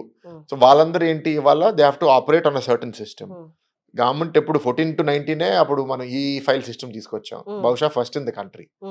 అప్పుడు కూడా మనకి ఎకనామిక్ గా బ్యాక్వర్డ్ గా ఉన్నాం, కానీ ఈ ఫైల్ మనం ఎందుకు తీసుకొచ్చాం? ఇప్పుడు మొదటిసారి 161 సర్వీస్ లో ఎన్నో వాట్సాప్ లో మనం ఇంట్రడ్యూస్ చేసాము. అది ఏ గవర్నమెంట్ అన్నా చేసిందా దేశవ్యాప్తంగా? ఏ రాష్ట్రం చేయలేదు. అది డబ్బుతో సంబంధం లేదు, నీకు ఇంటెలిజెన్స్ ఇన్నోవేషన్ ఉంటే చాలు. ఇప్పుడు లొకేషన్ అదే కదా చేసేది. యాజ్ ఐటీ ఎలక్ట్రానిక్స్ మినిస్టర్ నేను ఇన్నోవేటివ్‌గా ప్రపంచవ్యాప్తంగా ఉన్న కొత్త టెక్నాలజీస్ అడాప్ట్ చేసుకొని ప్రజలకి ఇంకా మరింత క్వాలిటీ సర్వీసెస్ ఎట్లా అందజేయాలని ఆలోచిస్తున్నారాయన. హ్మ్. హ్మ్. అది ఆల్రెడీ ఇంప్లిమెంట్ చేస్తున్నాం. దానికి we don't need to wait. Hmm. ఇవాళ అన్నిటికి పెద్ద ఖర్చు అవుతదని అవసరం లేదు. Government can innovate, adapt many good practices అది హ్మ్. చేస్తున్నారు. హ్మ్. 19 ముందు మేము ఒక మంచి ఐడియాతో ముందుకెళ్ళాము. ఏంటంటే ఏదన్నా స్టార్టప్ ఉంది. మీకొక మంచి ఐడియా ఉంది. సమాజంలో మీ స్టార్టప్ ద్వారా ఒక మేలు జరగబోతుంది. మీరు మీ సర్విస్ ఫస్ట్ వచ్చి గవర్నమెంట్‌కి అమ్మండి. హ్మ్. గవర్నమెంట్ ప్రాబ్లమ్‌ని మీరు సాల్వ్ చేయండి. హ్మ్. మేము మీకు యాక్సెస్ ఇస్తాము. మేము మీకు ప్రిఫరెన్షియల్ రేట్ ఇస్తాము. ఇయన్నీ చెప్పాం. హ్మ్. స్టార్టప్స్ చాలా వచ్చినాయి ఆంధ్రాకి. హ్మ్. వీళ్ళొచ్చి అన్నీ క్యాన్సిల్ చేసేసారు 19లో. హ్మ్. అందరూ పెట్టుబడి సర్దుకుని కొందరు హైదరాబాద్‌కెళ్ళిపోవడం, కంపెనీ మూసేయకపోవడం హ్మ్. ఇట్లా అన్నీ జరిగినాయి. సో, అసలు ఆ ఇన్నోవేషన్ మీద కమిట్మెంటే లేదు ముందు. We're again rebuilding it. So, it will take time. As far as the youth is concerned, ఇవాళ కొందరు యూత్ ఏంటంటే ఇక్కడ అవకాశాలు దొరక్క హైదరాబాదు, బెంగుళూరు, చెన్నైకెళ్ళిపోయారు. ఎప్పుడైతే టీసీఎస్ లాంటి కంపెనీ ఇక్కడొచ్చి పెద్ద ఆపరేషన్స్ పెడతారో, కొందరు 20-30% ఆఫ్ ద వర్క్ ఫోర్స్ మళ్ళీ తిరిగొచ్చేస్తారు. ఎందుకంటే ఎక్కడికో ఎళ్లి పనిచేసే బదులు అదే ఉద్యోగం మా ఇంటి దగ్గరుండి పని చేయగలిగితే వై నాట్? హ్మ్. లేతే మా రాష్ట్రంలో ఉండి పని చేయగలిగితే why not? So, we want to attract ఎవరైతే ఆంధ్రాతో కమిట్మెంట్ ఉంది, ఇక్కడ రూట్స్ ఉన్నాయో వాళ్ళని తిరిగి తెచ్చుకోవడానికి మొదటి ప్రయత్నం. హ్మ్. 2 ఇప్పుడు వచ్చే యూత్‌ని మంచి క్వాలిటీ ఎడ్యుకేషన్ ఇవ్వాలి వాళ్ళకి. హ్మ్. ఈ మారే టెక్నాలజీ వరల్డ్‌లో వాళ్ళు అడాప్ట్ అవ్వడానికి. సో, ఎడ్యుకేషన్ సిస్టమ్‌ని చాలా ఇంప్రూవ్ చేయాలి. సో, దానికి ఇవాళ లోకేష్ గారు మినిస్టర్ ఉండడం అనేది ఐయామ్ వెరీ హ్యాపీ. హ్మ్. హ్మ్. ఎందుకంటే అక్కడ ఏంటంటే చాలా హార్డ్ వర్క్‌తో మనం ఎడ్యుకేషన్ సిస్టమ్‌ని ఎట్లా రిఫార్మ్ చేయాలి, హ్మ్. ఎట్లా దీన్ని నెక్స్ట్ లెవెల్‌కి తీసుకెళ్లాలనేది చాలా కమిట్మెంట్‌తో పనిచేస్తున్నారాయన. అండ్ రీసెంట్ సెషన్స్‌లో నారా లోకేష్ గారు గూడా కొంచెం అగ్రెసివ్‌నెస్ కొంచెం వాయిస్ మంచిదే కదా! వినిపిస్తుంది. గుడ్. ఆ! ముందు అగ్రెషన్ లేదంటున్నారు. ఇప్పుడు అగ్రెషన్ ఉంటే మంచిదే కదా! అదే అగైన్ ఐయామ్ టెల్లింగ్ యూ. హ్మ్. Aggression is different. హ్మ్. అహంకారము, యారగెన్స్ ఈస్ డిఫరెంట్. యాహ్! అగ్రెసివ్‌గా ఉండాల్సిన అవసరం ఉంది. ఎందుకంటే if you don't defend your self, హ్మ్. ఇప్పుడు ఎవడో నీ ఇంటి లోపలికొస్తాడు. నువ్వు అలా సారీ నీ భూమి లోపలికొస్తాడు. నువ్వు సైలెంట్‌గా ఉంటావు. రేపు నీ ఇంటి లోపలికొస్తాడు. నువ్వు సైలెంట్‌గా ఉంటావు. నీ బెడ్‌రూమ్ లోపలికొస్తావు. ఇంక వేర్ ఇస్ ద ఎండ్? హ్మ్. ఆత్మగౌరవం అనేది ఉండదా? Hmm. You have to defend yourself కదా! Defence is different. Offence is different. కావాలనే నాకు పైశాచిక ఆనందం కోసం రోజు ఒకడిని కొడతాను, ఒకడిని చంపేస్తాను అది డిఫరెంట్. హ్మ్. తప్పు చేసేవాడికి నువ్వు తప్పు చేసావరా అని నేర్పించకపోతే ఇంకా ప్రభుత్వానికి బాధ్యత ఏముంది? రెడ్ బుక్‌లో నెక్స్ట్ ఎవరు? నాకు తెలీదండి. I have no idea. But I think that అట్లా తప్పు చేసేవాడు ఎవరిని వదలకూడదు. సంఖ్య 10లోనా? 100లోనా? నాకు నిజంగానే అసలు నేను కూడా చదవలేదు. నాకెప్పుడు చూపించలేదు బుక్ లోపల ఏం రాసుకున్నారని ఆయన. బట్ నా వ్యూ ఏంటి అంటే those who have gone too far have taken law into their own hands, ఇల్లీగల్‌గా యాక్ట్ చేసి, బెదిరించి, బ్లాక్‌మెయిల్ చేసి తప్పు చేసిన వాళ్ళందరికీ యాజ్ పర్ లా హ్మ్. అందరికీ ఇన్వెస్టిగేషన్, శిక్ష ఉండాల్సిందే. ఓకే. ఎవరు మీరు ఎస్కేప్ అవ్వకూడదు. ఓకే. మీరిప్పుడు కలిసి వర్క్ చేసి ఆల్‌మోస్ట్ 10 మంత్స్, 11 మంత్స్. మీరు వాట్ ఈస్ అంటే దగ్గర నుంచి చూసారు గాబట్టి, what is your opinion on Pavan Kalyan గారు? I have not work together అండి. బట్ ఎలక్షన్ క్యాంపెయిన్‌లో కలిసి హ్మ్. మేము క్యాంపెయిన్ చేసాము. దాని తర్వాత గవర్నమెంట్ ఫార్మ్ అయిన తర్వాత కూడా ఒక 5, 6 సార్లు కలిసాం వేరియస్ ఒకేషన్స్‌లో. ఇది వెరీ వార్మ్ అండి. Very hmm. Happy. Hmm. So, ఆయన చాలా వార్మ్‌గా ఉంటారు. నేను I am also very warm. So, we enjoy each others ఆయన ఇంటరాక్షన్. ఐడియాస్, ఎజెండాస్ మీకెలా అనిపిస్తాయి? అంటే గుడ్. మీరు గూడా you are also straightforward. I'm ideological. ఆయన కూడా ideological. So, hmm. It's inspiring to see such people. హ్మ్.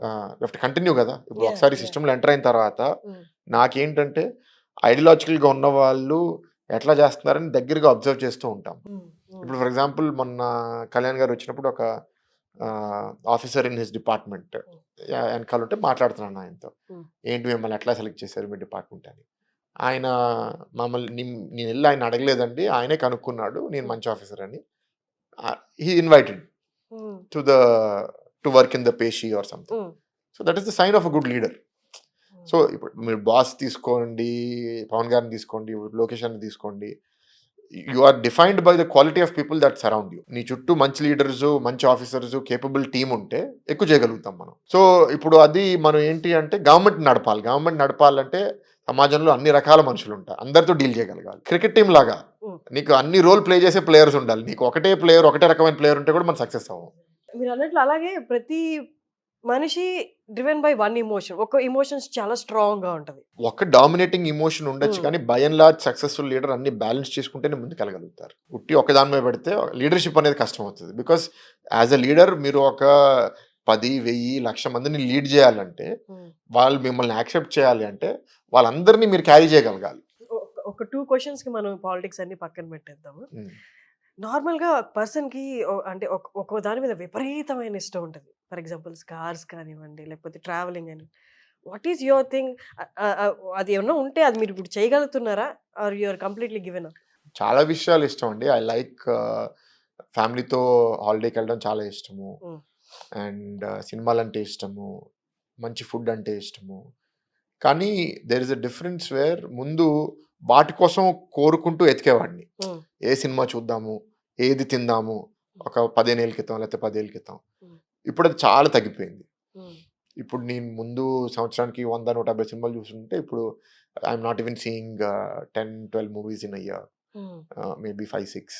హ్మ్. అండ్ ముందు గూడా ఎక్కడికెళ్ళాలని ఆలోచించి ప్లాన్ చేసుకొని ఎళ్ళేవాడిని తినడానికి. హ్మ్. ఇప్పుడు రెగ్యులర్ లైఫ్‌లో ముందేముంటే అది తినేయడం తప్ప ఏం తినాలి అనే ప్లానింగ్ పోయింది. Hmm. So, I enjoy my work more. I work almost ఫిజికల్‌గా I work 5, 6 days a week. Hmm. మెంటల్‌గా I work 7 days a week. ఎందుకంటే ఫోన్ ఉన్నంత వరకు పనే. నా ఫోన్ మీద నేను 9, 10 అవర్స్ పర్ డే ఉంటాను. హ్మ్. So, something. Sundays I try not to. హ్మ్. సండేస్ నేను ఎక్కువ ఫ్యామిలీతో ఉండడానికి ట్రై చేస్తాను. సో, మెసేజెస్ గూడా రిప్లై చేయను. చూడను గూడా ఫోన్‌ని. Okay. But by and large I enjoy my work so much. నా వర్క్ ఎంజాయ్ చేస్తాను కాబట్టి, నాకు ఇంకేదో ఎస్కేపు వీకెండ్ వచ్చేసింది కాబట్టి చిల్ కొట్టాలి, హ్మ్. లేకపోతే హాలిడేకెళ్ళాలనేది నాకుండదు. నేను ఇట్లాగే కంటిన్యూయస్‌గా పోవచ్చు నేను. అంటే నార్మల్‌గా ఒక మనిషి జీవితంలో ఒకటో రెండో ప్రాబ్లమ్స్, మేజర్ ప్రాబ్లమ్స్ ఉంటాయి. దాంతోనే తను వెక్స్ అయిపోయి కొన్ని రెజల్యూషన్స్ తీసుకుంటాడనమాట. కొన్నేళ్ల తర్వాత ఇంక ఇదొద్దనో, లేకపోతే డ్రైన్ అయిపోతున్నాను. మీరు పొద్దున్న లేస్తే problem solving is your job. It's taking a toll on my health. Work చాలా ఎంజాయ్ చేస్తున్నాను. ప్రాబ్లమ్ సాల్వింగ్ చాలా ప్రాబ్లమ్స్ వస్తున్నాయి. కానీ నేనిప్పుడు ఇగ్నోర్ చేసి సఫర్ అయ్యేది నా హెల్త్, నా ఫ్యామిలీ లైఫ్. ఈ 2 సఫర్ అవుతున్నాను. నిద్ర సరిగ్గా పట్టట్లేదు. హ్మ్. అండ్ నేను కూర్చోలేకపోతున్నాను ఎక్కువ సేపు కోసం. హ్మ్. Some sort of tail bone లాంటి పెయిన్ వచ్చింది. యాహ్! యాహ్! సో, పెరిగినియి. అంటే ఎక్కువ వర్క్ అయిపోయేసరికి ఇప్పుడు ఆల్మోస్ట్ యూనివర్సిటీ ప్రెసిడెంట్‌గా, ఇప్పుడు ఎంపీగా అంటే ఇట్స్ ఇంపాసిబుల్. హ్మ్. టైం సరిపోవట్లేదు. సో, స్ట్రెస్ వల్ల నిద్ర కూడా తగ్గిపోయింది. Hmm. That is one big price I'm paying today. So, I'm going to correct that. I'm improving that. Hmm. Next family ఇప్పుడు ఈ 8 మంత్స్ కొత్త రోల్‌కి అడ్జస్ట్ అవ్వడం వల్ల ఫ్యామిలీ టైమ్ కూడా కొంత సఫర్ అయింది బాగా. హ్మ్. హ్మ్. సో, నా ప్రయారిటీ అది. But as far as work is concerned నాకు ఎన్ని ప్రాబ్లమ్స్ వచ్చినా నాకు మీరన్నట్టు అలవాటయిపోయింది. హ్మ్. నాకు ఏ ప్రాబ్లము మరీ పెద్దగా అనిపించదు. Yeah! It's always something that needs to be done. Hmm. I'm excited. And GITAM university నుండి డాక్టరేట్స్ ఇస్తారు. హ్మ్. గతంలో గూడా చాలా డిఫరెంట్ డిఫరెంట్ ఫీల్డ్స్‌లో ఉన్న వాళ్ళకి ఇచ్చారు. సో, అంటే ఇప్పుడు ప్రతి ఇయర్ ఇస్తారు కాబట్టి అసలు ప్రాసెస్ ఎలా ఉంటది? ఎలా సెలక్షన్ ఎలా ఉంటది? సజెషన్ ఎలా ఉంటది? అంటే I how do you played a take role it? అండి. నేను అంటే లాస్ట్ 2 ఇయర్స్ నేను ఇన్వాల్వ్ అవ్వలేదు గానీ, దాని ముందు ఐ ప్లేడ్ ఎ రోల్. నేను గూడా కొంత సొంత టీమ్‌తో కొంచెం రిసర్చ్ జేసి, హ్మ్. ఎవరెవరు మంచి వాళ్ళున్నారని కొంచెం మా యూనివర్సిటీ టీమ్‌తోనే హ్మ్. నేను గూడా రికమెండేషన్స్ ఇచ్చేవాడిని. హ్మ్. వీళ్ళైతే బావుంటది, వాళ్ళైతే బావుంటది అని. హ్మ్. బై అండ్ లార్జ్ ఏంటంటే, వాళ్ళ వృత్తిలో లేకపోతే వాళ్ళ లైన్‌లో హ్మ్. ఒక సక్సెస్ అచీవ్ జేసి, హ్మ్. వాళ్ళని గౌరవించుకోవడం, గుర్తించుకోవడం is giving them a doctorate. Hmm. నేను ఎక్కువ వరకు మా లీడర్‌షిప్‌ని కోరేదేంటి అంటే, ఆహ్, ఆల్రెడీ సమాజం చాలా సెలబ్రేట్ చేసేసిన వాళ్ళని హ్మ్. పిలిసి డాక్టరేట్ ఇవ్వడం కన్నా, సమాజానికి చాలా చేసిన వాళ్ళు కానీ సమాజం కొన్నిసార్లు గుర్తించలేదు వాళ్ళని. హ్మ్. లేతే వాళ్ళకి తగిన గుర్తింపు, గౌరవం రాలేదు. అట్లాంటోళ్ళని మరి ఐడెంటిఫై చేసుకొని హ్మ్. ఇద్దాం. And particularly those who are in the later stage of their life. Hmm. More than 60, more than 70. Hmm. ఎందుకంటే 5 ఏళ్ళు అద్భుతంగా ప్లే చేయడం కన్నా 40 ఏళ్ళు వాళ్ళు ఎట్లా ఉన్నారు? కన్సిస్టెంట్‌గా ఉన్నారా? అదే విలువలకి కట్టుబట్టి ఉన్నారా? హ్మ్. దోస్ ఆర్ ఇన్‌స్పిరేషన్స్ కదా! యాహ్!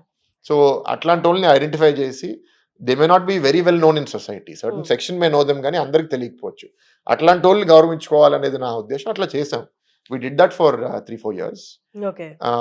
అదే లైన్‌లో కంటిన్యూ అవుతుందనుకోండి. బట్ నేను టైమ్ ఇవ్వలేకపోయాను ఇప్పుడు ఆ ఎక్సర్‌సైజ్‌కి లాస్ట్ 2 ఇయర్స్. అంటే మీరు చెప్పే చాలా మూవీస్ నేను చూసాను అని. హ్మ్. మూవీస్‌లో చూడడం ఒకటి.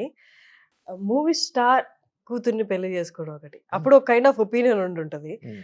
మన ఊహల్లో ఉంటారు. ఇప్పుడు మనం ఏం స్కెచ్ గీసుకుంటే వాళ్ళు అది ఆ పొజిషన్‌లో ఉంటారు. హ్మ్. వాళ్ళ ఇంటికెళ్ళి వాళ్ళ కూతుర్ని పెళ్లి చేసుకోవడం, వాళ్ళ ఇంట్లో ఒకరిగా అవ్వడము, మామగారు పొజిషన్‌లో ఉండడం. హ్మ్. అంటే దూరం నుంచి చూసినంతగా దగ్గరికొచ్చినప్పుడు యూజువల్లీ జరిగేది అంత ఒపీనియన్స్ మారుతూ ఉంటాయి. మనం ఊహించుకున్నంత కాదు, వీళ్ళు కూడా సామాన్య మనుషులే అన్న ఫీలింగ్ వస్తుంది. ఉమ్. మీకు బాలకృష్ణ గారితో పెళ్లి అది తర్వాత అది పెళ్లి వల్ల అవ్వలేదండి, అది పెళ్లి ముందు నుంచే ఆ వ్యూ ఉంది నాకు. ఉమ్, అంటే నేను ఎక్కువ మా మదర్స్ ఫాదర్ సాంబశివరావు గారితో ఉమ్, టైం స్పెండ్ చేశాను. ఆయన ఎంపీగా మినిస్టర్గా ఉన్నప్పుడు కూడా ఆయన కుదిరినంత వరకు నన్ను అన్ని మీటింగ్స్కి తీసుకెళ్లేవారు. Um, so all big leaders at that time UPA government కాంగ్రెస్లో ఉండేవారు ఆయన. ఉమ్, కాంగ్రెస్లో ఉన్న including prime minister Sonia Gandhi గారు, క్యాబినెట్ మినిస్టర్స్ చాలా మందిని కలిశాను. ఒక 40-50 very highly influential people. Um, and ప్రతి మీటింగ్ తర్వాత ఆయన చెప్పేవారు దట్ వీళ్ళు కాంబినేషన్ ఆఫ్ హార్డ్ వర్క్ లక్తో ఈ స్థానంకి వచ్చారు. Does not make them god or demi god anything, they are human beings. Um, so ఇట్లా ఎవరిని కలిసా ఇట్లాంటి మాటలు మా తాతతో ఎక్కువ ఉండేవి. సో నాకేంటంటే ప్రతి ఒక్కరిలో స్ట్రెంగ్స్ వీక్నెసెస్, ఎవరైతే వాళ్ళ స్ట్రెంగ్స్ సక్సెస్ చాలా ఎక్కువ వెళ్తుందో సమాజం అది గుర్తిస్తుంది. ఉమ్, పర్టికులర్గా విజిబుల్ ఫీల్డ్స్, ఎంటర్టైన్మెంట్, స్పోర్ట్స్లో ఎక్కువ రికగ్నిషన్, సైకోఫెన్సీ కూడా ఉంటుంది. Um, so you start observing people. ఎక్కువ మంది కలిసే కొద్దీ యూ అబ్జర్వ్. సో నాకు ఆ అవకాశం చిన్న వయసు నుంచి వచ్చింది. ఓకే. దట్ వాళ్ళ వృత్తిలో బాగా సక్సెస్ అయిన వాళ్ళు చాలా మందిని చిన్న వయసులో నుంచి కలుస్తూ వచ్చాను. Um. So for me everybody is a human being. So nobody is అంటే గాడ్. లైఫ్ లో ఒక గొప్ప కోరిక, గొప్ప ఫ్యాసినేషన్ ఇలా లేకపోయి నార్మల్ గా ఉండడం వల్ల లైఫ్ మీకు అంటే ఇంకో కోణంలో కనిపిస్తుంది. అంటే ఇప్పుడు బాలకృష్ణ గారు నాకు ముందు బయట నుంచి ఎట్లాంటి వాళ్ళు ఒక పర్సెప్షన్ ఉండడం వేరే, పెళ్ళైన తర్వాత ఎంత మంచి ఆయన అది different. That as I have told that on many occasions. But the point is not about that. The point is ఆ ఫ్యాక్టర్ ఉందా, దట్ ఓహో నువ్వు ఏదో ఇది ముందు సూపర్ హ్యూమన్ అనుకున్నావు, దాని తర్వాత ఈజ్ ఆల్సో నార్మల్ హ్యూమన్, అది ఎప్పుడో నాకు అయిపోయింది. అది that is not new thing for me. So I always look at a human being as a human being and I respect them for వాళ్ళ స్పెషల్ క్వాలిటీస్ వల్ల, వాళ్ళ హార్డ్ వర్క్, డిటర్మినేషన్, వాళ్ళ generosity, వాళ్ళ ఆనెస్టీ, ఇట్లాంటి విషయాల వల్ల నేను వాళ్ళని రెస్పెక్ట్ చేస్తాను. నేను అంటే ఇప్పుడు ఎవరు లేరా మీకు లైఫ్ లో ఒక person I always look up to? I look up Balakrishna గారు. Looking up is different. Exactly వీళ్ళల్లో ఈ గుణాలు ఉన్నాయి, వీళ్ళు గొప్ప వాళ్ళు, వీళ్ళ దగ్గర నుంచి నేర్చుకోవాలి అనేది మీరు చెప్తే ఒక 10 పేర్లు ఆ చెప్తా. ఫీలింగ్ అనేది ఎవరి మీద లేదా ఇప్పుడు? ఆ ఫీలింగ్ చాలా తక్కువ. ఒక్కొక్క మూమెంట్ లో వస్తుంది. ఆ మూమెంట్ లో ఇప్పుడు ఫర్ ఎగ్జాంపుల్ ఒక సీన్ లో బాలకృష్ణ గారు అద్భుతమైన పర్ఫార్మెన్స్ ఇస్తే వావ్ అనిపిస్తుంది. లేకపోతే విరాట్ కోహ్లీ ఒక షాట్ అద్భుతంగా అంతే. But it's not that. ఇప్పుడు let's take Virat Kohli as an example. Everybody thinks amazing amazing amazing. How ముందు చికెన్ టిక్కా మసాలా తినేవాళ్ళు ఇప్పుడు అంతా మానేసి వీగన్ ఫుడ్ తింటున్నాడు. He works out every day 2-3 hours. He's putting hard work. So there is a method. నేను మా students కూడా చెప్తాను, nobody is greater than you, you are all capable of greatness. మీరు ఫస్ట్ మీ ఆత్మగౌరవం మీకు ఉండాలి. You believe in your self, you work hard. ఏది ఈజీగా రాదు. నువ్వు కష్టపడితే దేవుడు నీకు అదృష్టం ఇస్తాడు లేదో నేను చెప్పలేను. నీకు అదృష్టము హార్డ్ వర్క్ కలిస్తే నువ్వు గొప్పడు అవుతావు, అయితే you'll become a great person, great lady. So first నీకు హార్డ్ వర్క్ ఉండాలి కదా, నీకు అసలు ఒక డైరెక్షన్ ఉండాలి, అంబిషన్ ఉండాలి. చాలా మంది ఏంటంటే నేనేం లేదు, నేను ఇంతే, నేను బానిస అని బతికితే నువ్వు will never become great. You believe in your self. I believe in my self. నా మీద నాకు నమ్మకం ఉంది. అందుకే నేను చాలా మందికి చాలా రెస్పెక్ట్ ఇస్తాను, నాకు చాలా ఇన్స్పిరేషన్. బట్ అలా అని నేను ఒకరికి బానిస అని నేను ఎక్కడా భావించాను. అంటే లైఫ్ లో ప్రతిదీ సాధించిన ప్రతి వాళ్ళకి ఒక గొప్ప సాక్రిఫైస్ చేస్తుంటారు వాళ్ళ లైఫ్ లో. అంటే ఇప్పుడు దాకా నేను అబ్జర్వ్ చేశాను. Is there any one sacrifice, great sacrifice that you did in your life? చెప్పుకునే అంత గొప్ప సాక్రిఫైస్ ఏమీ లేదు. అంటే ఒక ట్రైట్ గానీ అంటే లైక్ ఎనీ పాలిటిషియన్ అండి, బట్ ఇన్ పర్టిక్యులర్ యంగర్ పాలిటిషియన్స్కి ఏంటంటే ఫ్యామిలీ నుంచి దూరంగా ఉండడం అనేది చాలా కష్టమైన విషయం. ఎందుకంటే మా నాన్న జనరేషన్లో ఎక్స్పెక్టేషన్ సమాజంలో ఏంటి అంటే హస్బెండ్ వర్క్ చేస్తాడు, డబ్బులు సంపాదిస్తాడు, ఎక్కడున్నా పర్వాలేదు. ఈ జనరేషన్లో నాకన్నా యంగర్ జనరేషన్లో ఏంటంటే మ్యారేజ్ అంటే కలిసి ఉండాలి. ఇట్స్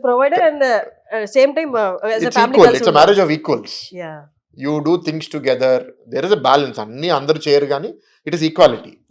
ఆ కాన్సెప్ట్ అనేది సొసైటీలో విస్తృతంగా స్ప్రెడ్ అయింది. స్ప్రెడ్ అయిన టైంలో మనం అది ఇప్పుడు నేను దూరంగా ఉండి ఫ్యామిలీతో, వైఫ్తో టైం లేక, కొడుకుతో టైం లేక, ఇట్లా మెంటల్గా ఎప్పుడు స్ట్రెస్లో ఉండి వర్క్ చేస్తూ ఉంటే it takes a toll. It definitely దానివల్ల స్ట్రెస్ పెరుగుతుంది. ఇప్పుడు హెల్త్ కూడా టోల్ అవుతుంది. దీస్ ఆర్ ది థింగ్స్ గానీ, ఏదో పెద్ద సాక్రిఫైస్ చేసేసాను, ఇది పోయింది, అది పోయిందని నేను చెప్పడానికి ఏం లేదు. ఋషికొండ ప్యాలెస్ అంటారా? వాళ్ళు సెక్రటేరియట్ అంటున్నారు. కొన్ని రోజులు అది టూరిజంకి అని అన్నారు. మీరు దానికి సౌత్ వే కూడా ఓపెన్ చేశారు recently. What is it going to B? అంటే ఇప్పుడు దాన్ని ఏం చేస్తారు? దాన్ని ఏమైనా చేయగలరా? లేకపోతే ఆ 500 కోట్లు అనేది అక్కడే ఉండిపోతుందా? ఏంటి next? It's big mystery question అండి. మేము కూడా ఆలోచిస్తున్నాం ఏం చేయాలనేది. దేనికి సూటబుల్ అవుతుందో నేనైతే నా సొంత తెలివితో ఆలోచిస్తే నాకైతే ఆన్సర్ రావట్లే. ఎందుకంటే ఇచ్చినా అంత డబ్బులు వస్తాయా? అది 500 కోట్లు పెడితే మామూలుగా నాకు హాస్పిటాలిటీ ఇండస్ట్రీలో కూడా అవగాహన ఉంది. ఇవాళ ఖర్చులతో 500 కోట్లు ఖర్చు పెడితే మనకి ఒక 300-350 రూమ్ అద్భుతమైన 5 స్టార్ హోటల్ కట్టగలుగుతాం. 300 to 350 room, including banquet, convention centre అన్నీ వస్తాయి దాంట్లో. వీళ్ళు అదే 500 కోట్లు పెట్టి ఒక 15 బెడ్రూమ్ కూడా లేని ప్యాలెస్ కట్టుకున్నారు. దానికి 500 కోట్లు ఎలా అయింది? అదే నాకు అర్థం అవ్వదు. Is it the tiles? No అసలు సరే అంత డబ్బులు ఖర్చు పెట్టారు, వెళ్ళి చూస్తే దాంట్లో పెద్ద టేస్ట్ కూడా ఉన్నట్టు నాకు అనిపించలే. నిజంగా 500 కోట్లు ఖర్చు పెడితే నిజంగా అక్కడ ఏదో ఇది యూరోపియన్ ప్యాలెస్ నిజంగా అట్లా ఉంటే అట్లీస్ట్ సరే ఏదో ఒక అద్భుతమైన అందం తీసుకొచ్చారు, డబ్బులు వేస్ట్ చేశారు అని అనడానికి ఉంటుంది. ప్యాలెస్ చూడడానికి ప్యాలెస్ కానీ లోపలికి వెళ్తే అందం నాకు అనిపించలే. అది నా పర్సనల్ ఒపీనియన్. కొందరికి అనిపించవచ్చు, నేను చెప్పలేను. నాకైతే ఎంత ఖర్చు అయి ఉండొచ్చు దాని మీద? అంటే నేను ఎవరో తెలిసిన వాళ్ళకి కాంట్రాక్ట్ ఇచ్చి వాళ్ళు దాంట్లో 50% తినేస్తే ఏముంది, చూపించడానికి ఒకటి, పెట్టింది ఇంకొకటి కదా.